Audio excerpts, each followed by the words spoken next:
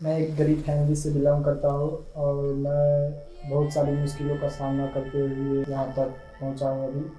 और अभी मेरी मंजिल और बाकी है जो मैं चाहता हूँ। तो ये एक बहुत इम्पॉर्टेंट बात होती है किसी बच्चे के लिए कि आपको कुछ अचीव करने के बाद भी आपको सैटिस्फाई रहना है, लेकिन अपनी जो एक इंस्पिरेशन है या जो एक आगे बढ़ने की आपकी एक हैबिट बोल सकते हैं या आगे बढ़ने की जो आपकी एक ललक है वो बनी रहनी चाहिए। आपको रुकना नहीं है, आगे बढ़ते रहना है। मैं जब 8 क्लास में था तभी से मैं मेंटर्स के बारे में जानता था। तो वहीं से मैं जानता था कि मेंटर्स यदि 10th में अच्छा नंबर लाता है तो वहाँ पे फ्री पढ़ाई, सारा खाना सब फ्री में दिया जाता है। तो एक मेरे भैया के दोस्त थे, तो वो भी मेंटर से ही पढ़े हुए थे और उनका मतलब एम्स भोपाल में भी वो पढ़ रहे हैं। तो जब मैं यहाँ पे एडमिशन लेने भी आया था मेंटर्स, तो मैंने उनसे बात की थी। तो हुँ। वो बोले थे कि मतलब अच्छा है, यहाँ पर टीचर्स अच्छे हैं, तुमको गाइड करेंगे, सर सब बहुत अच्छे हैं। तो मैं ट्राई करता हूँ एक बार, हो सकता है सुजीत फ़ोन उठा भी ले। गुड इवनिंग सुजीत, क्या हाल-चाल? हेलो एवरीवन, मैं हूँ आनंद जायसवाल और आप मेंटर्स के यूट्यूब चैनल पे हैं। और जैसे मैं बहुत बार अलग-अलग बच्चों की स्टोरी लेके आपके सामने आता हूँ, जो आपको मोटिवेट करे, आपको अपने गोल की तरफ अग्रसित करे, वैसे ही आज फिर से एक मोटिवेशनल स्टोरी लेके मैं आया हूँ। एक ऐसे बच्चे की जो एक छोटे से गाँव से है और वो किस तरह से आज अच्छा परफ़ॉर्म किया है अपने नीट एग्ज़ाम में, जिसका अभी ओएमआर शीट रिलीज़ किया है एनटीए ने और आंसर की रिलीज़ किया है। उस एनटीए के आंसर की के हिसाब से इस बच्चे के 705 705 मार्क्स आ रहे हैं आउट ऑफ 720 और मुझे पूरा उम्मीद है कि इसे जो इंडिया के टॉप मेडिकल कॉलेज हैं उसमें एडमिशन भी मिल जाएगा और आने वाले दिनों में एक बहुत बड़े डॉक्टर के रूप में इनका नाम जाना जाएगा। तो एक छोटे से गाँव से एक बड़े डॉक्टर बनने की तरफ जो एक रास्ता है, एक जो उसकी उसका सफ़र है, वो आपको जानना चाहिए और इसके लिए अभी हम लोग बात करेंगे हमारे स्टूडेंट से Shivnandan. Welcome to mentors YouTube channel. Thank you sir. और मैं शिवनंदन, तुम खुद अपने बारे में बताओ, है ना? मैं तुम्हारे बारे में ज़्यादा नहीं बताना चाहता हूँ, लोगों को खुद पता चले कि तुम कौन हो। मेरा नाम सिमंदर प्रसाद है और मैं मधुबनी डिस्ट्रिक्ट के लदनिया प्रखंड के कठा गाँव से बिलोंग करता हूँ। मेरे पापा एक गाँव में मेडिकल प्रैक्टिशनर है और माँ हाउसवाइफ है। मैं एक गरीब फैमिली से बिलोंग करता हूँ और मैं बहुत सारी मुश्किलों का सामना करते हुए मतलब अपनी पढ़ाई को कंटिन्यू करते हुए फैमिली का सपोर्ट प्लस मेरे टीचर्स का सपोर्ट से यहाँ तक पहुँचा हूँ अभी। और अभी मेरी मंजिल और बाकी है जो मैं चाहता हूँ। बिल्कुल, तो शिवनंदन, तुम एक बिल्कुल हम्बल फैमिली से, है ना? फ़ादर तुम्हारे एक गाँव के मेडिकल प्रैक्टिशनर हैं, जो जी। कि और तुम्हारी मम्मी हाउसवाइफ़ है, तो मैं समझ सकता हूँ कि तुम किस स्ट्रगल से यहाँ तक पहुँचे हो। जी और सर। ये बहुत अच्छी बात तुमने बोली कि अभी तुम्हारी मंज़िल दूर है अभी, अभी जी तुम जी। उसकी तरफ अग्रसित है। तो ये एक बहुत इम्पोर्टेंट बात होती है किसी बच्चे के लिए कि आपको कुछ अचीव करने के बाद भी आपको सैटिस्फ़ाई रहना है, लेकिन अपनी जो एक इंस्पिरेशन है या जो एक आगे बढ़ने की आपकी एक हैबिट बोल सकते हैं या आगे बढ़ने की जो आपकी एक ललक है वो बनी रहनी चाहिए। आपको रुकना नहीं है, आगे बढ़ते रहना है। तुम अपने एजुकेशन के बारे में बताओ, तुम 10th किस स्कूल से किए, किस बोर्ड से किए, कितने मार्क्स आए तुम्हारे? सर मैंने 10th अपने मतलब लदनिया प्रखंड के स्कूल +2 उच्च विद्यालय माथा लदनिया से किया था। और उस समय कोरोना का समय था तो स्कूल बंद थी, तो मुझे सेल्फ स्टडी करना पड़ा था। तो मैंने उसी सेल्फ स्टडी से ही 10th में 458 मार्क्स प्राप्त किया था। बहुत अच्छा, तो 500 458 मार्क्स थे। जी तो ये बहुत अच्छा मार्क्स है, वो भी तुम बोल रहे हो कि कोविड के टाइम में तुम सेल्फ स्टडी करके ही जी किए थे। जी। और मुझे याद है कि बिहार में कोविड होने के बावजूद भी तुम्हारे बोर्ड एग्ज़ाम हुए थे सुचारू रूप जी से। जी हुए थे। तो ये बहुत इम्पोर्टेंट है कि सेल्फ स्टडी करके तुम एक गाँव के छोटे स्कूल से इतना अच्छा स्कोर कर पा रहे हो। 10th पास करने के बाद तुम्हें डॉक्टर बनने का कैसे सोचा तुमने? सर 10th वो तो सर देखिए 10th पास करने के पहले ही से ही मैंने डिसाइड किया हुआ था ये बात तो। हुँ, हुँ। मेरे इसमें दो बातें हैं। पहली तो मैं जब 8 क्लास में था तभी से मैं मेंटर्स के बारे में जानता था। तो वहीं से मैं जानता था कि मेंटर्स यदि 10th में अच्छा नंबर लाता है तो वहाँ पे फ्री पढ़ाई, सारा खाना सब फ्री में दिया जाता है। तो वहीं पे मैं सोच रहा था कि अच्छा नंबर लाऊँ 10th में और फिर जाके अपना मतलब नीट क्रैक करूँ वहाँ से मेंटर से। मतलब 10th में ही मेंटर्स तुम्हारा एक मोटिवेशन का सोर्स था जी। कि तुम अगर अच्छी पढ़ाई करते हो, अच्छे नंबर आते हो तो फ्री एजुकेशन, फ्री जी, लॉजिंग, जी। फ्री फूडिंग हो जी, ये जाएगा। मेरा एक। बहुत बढ़िया। और दूसरी बात एक मेरे भैया के दोस्त थे, तो वो भी मेंटर्स से ही पढ़े हुए थे और उनका मतलब एम्स भोपाल में भी वो पढ़ रहे हैं। तो जब मैं यहाँ पे एडमिशन लेने भी आया था मेंटर्स, तो मैंने उनसे बात की थी। तो हुँ। वो बोले थे कि मतलब अच्छा है, यहाँ पर टीचर्स अच्छे हैं, तुमको गाइड करेंगे, सर सब बहुत अच्छे हैं, आनंद सर है, तुमको अच्छा सपोर्ट करेंगे, तो तुम ज्वाइन कर सकते हो, कोई दिक्कत नहीं होगा। यदि कोई दिक्कत होगा तो हम बात करेंगे, हम भी बात करेंगे तुमको सब सर से। और मुझे उम्मीद है कोई दिक्कत नहीं होगा, ऐसा हमको बोले थे सुजीत भैया। चलो ये अच्छी बात है कि तुम मेंटर्स के एक स्टूडेंट से सोच समझ के पूछ के यहाँ पे आए। और सुजीत की जहाँ तक बात है, सुजीत यहाँ का अच्छा स्टूडेंट रहा है और वो भी बिहार का बेस्ट रैंक था अपने टाइम में। और एम्स भोपाल में उसका एडमिशन हुआ था और अभी कुछ दिन पहले भी उसकी बात हुई थी मेरी, अपने छोटे भाई के एडमिशन के लिए उसने बात की थी। तो मैं ट्राई करता हूँ एक बार, हो सकता है सुजीत फ़ोन उठा भी ले और तुम्हारी बात कराता हूँ मैं एक बार उससे। इवनिंग सुजीत, क्या हाल चाल? ठीक हूँ सर, गुड इवनिंग। गुड आप इवनिंग। कैसे हो? मैं ठीक हूँ। तो एक शिवनंदन बैठे हैं मेरे साथ, है ना? और वो तुम्हारा नाम ले रहे हैं कि तुमसे इंस्पायर होकर उन्होंने मेंटर्स ज्वाइन किया और मेडिकल की तैयारी स्टार्ट की इन्होंने। तो पहले तो मैं तुम्हें थैंक यू बोलना चाहूँगा, तुम भी मेंटर्स का नाम रोशन किए और इसके भी बहुत अच्छे मार्क्स आ रहे हैं, 705 705 नंबर आ रहे हैं 720 में। तो एक बार मैं चाहूँगा कि तुम भी कॉन्ग्रेचुलेट करो उसे और आगे के लिए कुछ गाइड करो। लो शिवनंदन। नमस्ते भैया। नमस्ते। Congratulation Shivnandan. Thank you. Sir ने बताया तुम्हारा मार्क्स अच्छा है। जी। लास्ट ईयर भी तुमसे बात हुई थी, तब मैंने बताया था कि मैंने भी मेंटोर से ही पढ़ाई करी है। जी सर। जी भैया बोलिए। 17 से 18 में मैं था मेंटोर्स के जीवन कैंपस में, मैंने तुम्हें बताया ही था। और उसके बाद 18 में मैं एम्स भोपाल में एडमिशन लिया जी। मेंटोर्स से पढ़ने के बाद। और अभी मैं मेरा ग्रेजुएशन फाइनल हो गया है, एमबीबीएस फाइनल हो गया है। जी भैया, तो वही आपसे हम एडवाइस जो लिए थे वो काम आया मेंटर्स में ज्वाइन करने का, मतलब अच्छा रहा, मतलब सारे टीचर्स जैसा बोला था आपने कि अच्छा रहेगा वैसा ही रहा, मतलब सभी चीज़ हाँ, अच्छे से। मेरे से कोई भी एडवाइस मांगता है तो नो डाउट दिमाग में एक ही नाम आता है, मेंटोर्स। मैंने क्योंकि खुद भी वहाँ से पढ़ा है और इतने सालों से देख ही रहा हूँ, अच्छे रैंक्स आते हैं वहाँ से। ठीक है सुजीत, इसको काउंसलिंग में थोड़ी हेल्प की जरूरत पड़ेगी तुम्हारी भी शायद, है ना?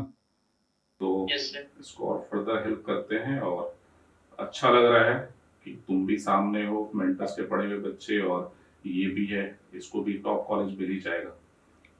यस। चलो, I wish you all the best for your future NEET PG exam, वहाँ भी फोड़ो और कोई अच्छा स्पेशलाइज तुम्हें ब्रांच मिल जाए as per your choice. Thank you sir. Okay ji, all the best. ठीक है, फिर रखते हैं फ़ोन, है ना? बात करते हैं शिवनंदन से आगे की। तो शिवनंदन, सुजीत से तुम इंस्पायर हुए और ऐसा मैं देखता हूँ कि ये बात मैं शेयर भी करना चाहता हूँ तुमसे भी और बाकी बच्चों से भी। जनरली लोग सोचते हैं कि मेंटर्स एड्यूसर्व जो है वो आईआईटी की कोचिंग है। अगर आईआईटी करना है तो मेंटर्स आ जाओ, और मेडिकल करना है तो कहीं और का नाम बच्चे लेते हैं। लेकिन जैसे सुजीत ने फर्स्ट रैंक अचीव किया बिहार में, तुम्हारे भी फर्स्ट रैंक आ ही जाएंगे बिहार में जितना तुम्हारा स्कोर है। तो जनरली बिहार के जो टॉप रैंकर्स होते हैं वो मेडिकल में भी, नीट में भी मेंटर से ही होते हैं। लेकिन एक परसेप्शन बना हुआ है, वो परसेप्शन लोगों के दिमाग से हटना भी चाहिए कि जैसे आईआईटी के टॉप रैंक और आईआईटी के सिलेक्शन मेंटर्स से ज़्यादा होते हैं, वैसे नीट के भी जो टॉपर्स हैं वो बिहार के जनरली मेंटर्स के ही बच्चे होते हैं। तो आप मेंटर्स पे भरोसा सिर्फ आईआईटी के लिए नहीं, नीट के लिए भी कर सकते हैं। उसका एग्जाम्पल है कि इस बच्चे ने मेंटर से भरोसा किया, एक ऐसे स्टूडेंट की बात मानी जो कि सफल हुआ मेंटर से पढ़ के, है ना, और उससे इंस्पायर होकर फिर ये मेंटर्स में आया। तो ये एक चेन बना रहता है, और ये जिन लोगों को पता नहीं है वो इधर उधर जाते हैं और उनके रैंक बिगड़ भी जाते होंगे। तो मैं बच्चों को, पेरेंट को एडवाइस करना चाहूँगा, रिक्वेस्ट भी करना चाहूँगा कि आप लोग मेंटर्स पे भरोसा करें। मेंटर्स के अच्छे टीचर, अच्छे स्टडी मटेरियल, जो मेंटर्स का इन्वायरमेंट है, एक कल्चर है स्टडी का, उससे हम बच्चों को अच्छे रैंक दिलवा सकते हैं, टॉप मेडिकल कॉलेज में बच्चों को भेज सकते हैं। टॉप आईटी में तो मेंटर्स के बच्चे जा ही रहे हैं। तो शिवनंदन, एक चीज़ बताओ, जैसे तुमने पढ़ाई स्टार्ट की यहाँ पे, जी। तो तुम्हारा 2 ईयर क्लासरूम प्रोग्राम में तुमने ज्वाइन किया था। यस सर, जब मैं 10th पास करके गांव से आया था तो फिर 2 ईयर क्लासरूम प्रोग्राम ही यहाँ पर होता है 11th-12th के लिए नीट का। तो उसका तुम्हारा एक्सपीरियंस कैसा रहा? वो सर एक्सपीरियंस तो सही था, मतलब यहाँ पे पढ़ाया सही जा रहा था, पर थोड़ा सा मेरा खुद का इशू हो गया और बीच में कुछ डेंगू के कारण थोड़ा मेरा पढ़ाई 1 महीना 2 महीना के लिए डिस्टर्ब हो गया था। तो वो सब इफेक्ट के कारण और कुछ बोर्ड्स के प्रेशर के कारण मैं थोड़ा पिछले साल नीट में मतलब अच्छा, तो पीछे रह गया था। तो तुम्हारे 12th में कितने मार्क्स आए थे? 12th में मेरा 426 था, जो बिहार बोर्ड से? जी, बिहार बोर्ड से था। तो वो भी मतलब एक्सपेक्टेड से कम ही था। मतलब और नीट में क्या स्कोर था तुम्हारा? नीट में मतलब 2023 में 585 था। तो तुम्हारा जो लास्ट में जो तुम्हारी पढ़ाई अक्टूबर नवंबर के टाइम में डेंगू होता है बच्चों जी, को, तो उस समय इम्पोर्टेंट टॉपिक चल रहे होते हैं। टॉपिक चल रही थी जो मुझसे मिस हो गई, और उसको कवर करते करते मेरा बोर्ड्स आ गया नज़दीक।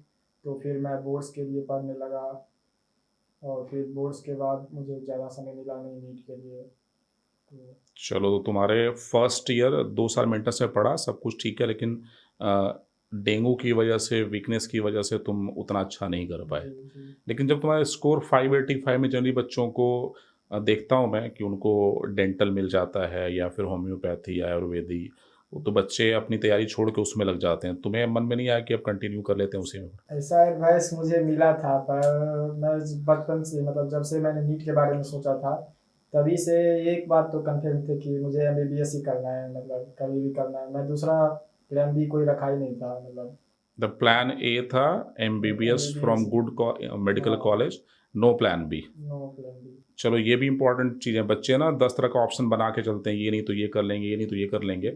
आपको एक फिक्स प्लान करना है, उस पर ईमानदारी से काम करना है, आपको सफलता ज़रूर मिलेगी। आपका प्लान ए ही सक्सेसफुल होगा, प्लान बी की ज़रूरत नहीं है आपको।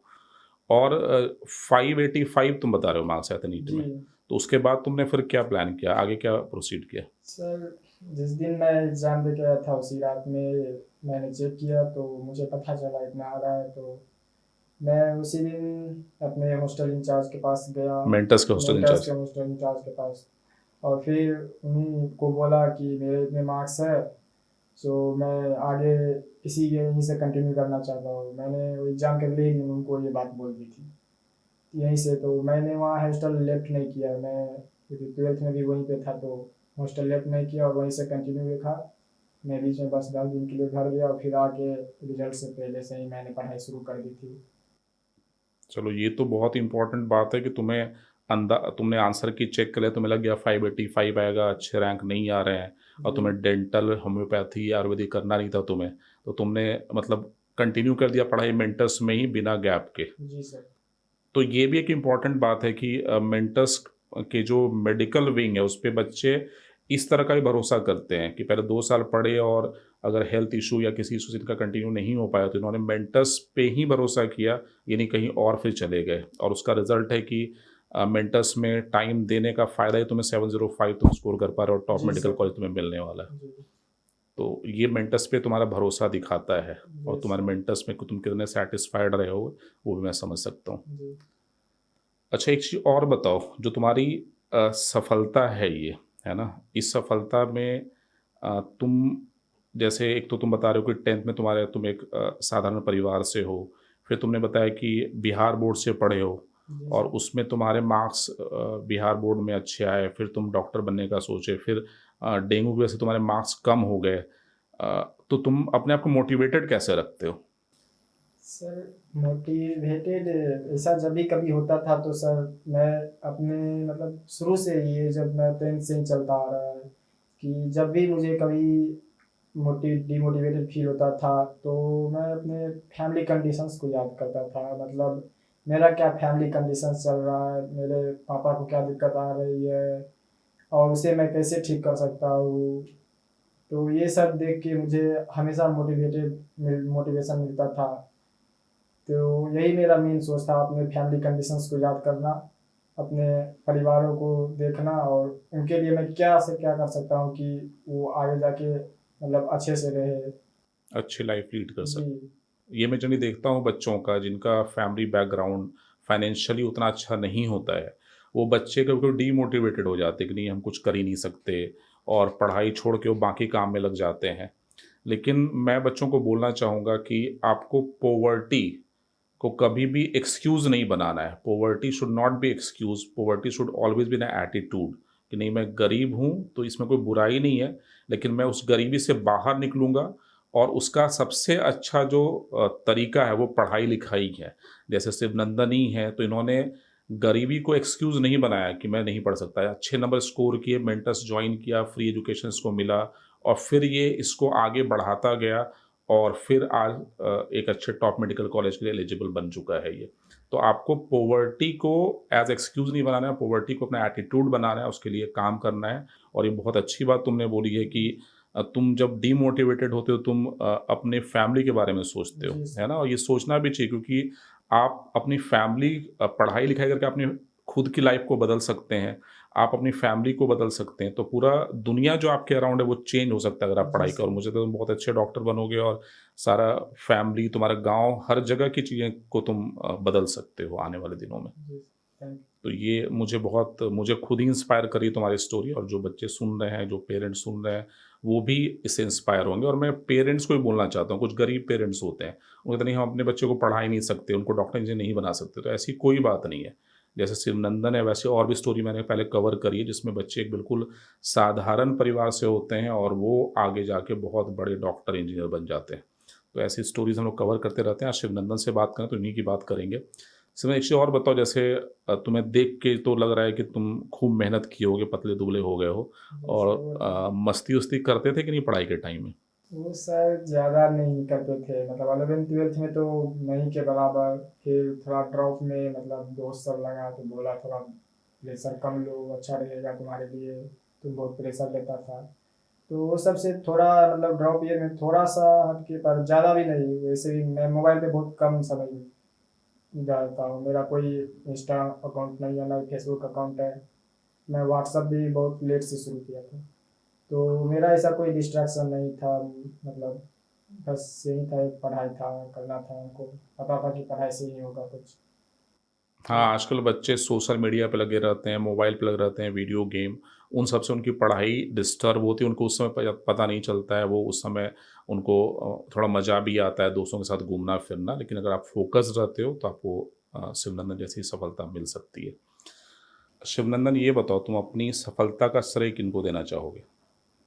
सर ये तो सर सबका जैसे होता है सर, मेरा भी मेरे मम्मी पापा का बहुत सपोर्ट रहा हमेशा से, मेरे फैमिली का पूरा सपोर्ट रहा, मेरे भैया बहुत सपोर्टिव थे हमेशा से मेरे। और जब मैं मेंटर्स ज्वाइन किया तो उसके बाद से मेरा दूसरा सपोर्ट बन गया मेंटर्स, जो हम मुझे हमेशा सपोर्ट किया। यहाँ पर टीचर्स बहुत अच्छे थे जो हमेशा सपोर्टिव थे, हमेशा मोटिवेटेड रखते थे हमको। तो फिर वहाँ से मतलब हमेशा कैरी ऑन होने लगा, मतलब कोई दिक्कत नहीं आई। एक चीज़ और मैं देखता हूँ आजकल बच्चे क्या है कि पढ़ रहे हैं और साथ में वो क्या करते हैं कि अदर सोर्सेज पे डिपेंड कर जाते हैं। जैसे मैं देखता हूँ बच्चे पढ़ रहे हैं मेंटर्स में, ऑफलाइन क्लासेस कर रहे हैं, साथ में वो ऑनलाइन की तरफ जाते हैं। और मेरा अपना मानना है कि जब आप कोई टॉपिक पढ़ रहे हो कहीं पे, तो आप अगर वहीं सारे रिसोर्सेज लो तो ज़्यादा फ़ायदा होता है कि आप अदर रिसोर्सेज पे डिपेंड करो। जी ठीक। सर, ज़्यादा जगह भटकने से ज़्यादा कुछ फ़ायदा मिलता नहीं है, मतलब एक जगह टिक के अच्छा से पढ़ना और यहीं अच्छा रहेगा। मैंने भी यही किया था, मतलब एक जगह कहीं फोकस होके, ज़्यादा जगह वो मैंने बचपन से ही ये बातें सुनी थी अपने टीचर से कि कहीं एक जगह अच्छा से पढ़ो, वहीं पे अच्छा आएगा। तो मैंने फुल्ली मेंटर्स पे विश्वास किया और वहीं से मुझे सफलता मिली। तो ये बहुत ज़रूरी है कि बच्चों को इधर-उधर भटकाव नहीं करना चाहिए, उससे आपका समय भी बर्बाद होता है, पैसा भी बर्बाद होता है और फाइनली आपके हाथ कुछ नहीं लगता है। तो मैं बच्चों को यही बोलना चाहूँगा कि आप अदर सपोर्ट पे डिपेंड ना करें। अगर आपने एक बार जॉइन कर लिया है किसी संस्थान को, मेंटर एडुसर को, तो आप उस पे फ़ोकस करें। उनकी टीचर की बातों को मानें, उनकी पढ़ाई को समझें, वहाँ की किताबों को सॉल्व करें, सारे टेस्ट आप दें और जो भी वहाँ की फैसिलिटी, डाउट की फैसिलिटी सब कुछ आप अवेल करते हो तो आपको कुछ और ज़रूरत नहीं होती है सपोर्ट की और आप भी बहुत सक्सेसफुल हो सकते हैं। 720 में 705 ला सकते हैं, अच्छे रैंक ला सकते हैं, अच्छे मेडिकल कॉलेज में जा सकते हैं। अच्छा एक चीज़ और बताओ, जो तुम्हारा जो तुमने अपने आप को मोटिवेटेड रखा, उस हिसाब से तुम जो जूनियर तुम्हारे हैं, जो बच्चे 10th पास किए हैं, अभी 12th पास किए हैं, जिनको लग रहा है कि अब मुझे इंजीनियर बनना है, डॉक्टर बनना है, उनको तुम क्या संदेश देना चाहोगे? सर देखिए, जब बच्चा गांव से आता है सर, तो उसका कुछ ना कुछ तो रीज़न होता है। जो आता है उसका एम होता है या फिर उसका मतलब कुछ भी होता है। तो मैं तो बस यही कहना चाहूँगा कि जो सोच के आए थे मतलब यहाँ तैयारी करने कि ये करना है हमको, उस पे हमेशा बने रहना है। मतलब कभी भी उससे भटकना नहीं है मतलब। और अपनी तैयारी को जारी रखना है। मतलब बाधा तो बहुत आती है रास्ते में मतलब, तो फिर आपको उससे पार पाना होता है। इसके लिए आप अपने फैमिली कंडीशंस को, जैसे मैंने किया था, हमेशा जब भी मुझे कुछ लगता था कि मेरे साथ गलत हो रहा है या मैं गलत रास्ते पे जा रहा हूँ, तो अपने फैमिली कंडीशंस को याद करता था, जिससे मैं वापस अपने रिदम को पा लेता था। तो ये सब आपको करना होगा कि अपने पैशन को हमेशा फॉलो करें। जो एम है एक सटीक एम बनाए कि मुझे यही करना है। जो मतलब ये दूसरे दूसरे ऑप्शन में ना फंसे कि ये नहीं होगा तो वो कर लेंगे, वो नहीं होगा तो वो नहीं होगा। तो एक सटीक बनाए कि हाँ एमबीबीएस करना है तो एमबीबीएस करना है, भी अच्छे मेडिकल कॉलेज से।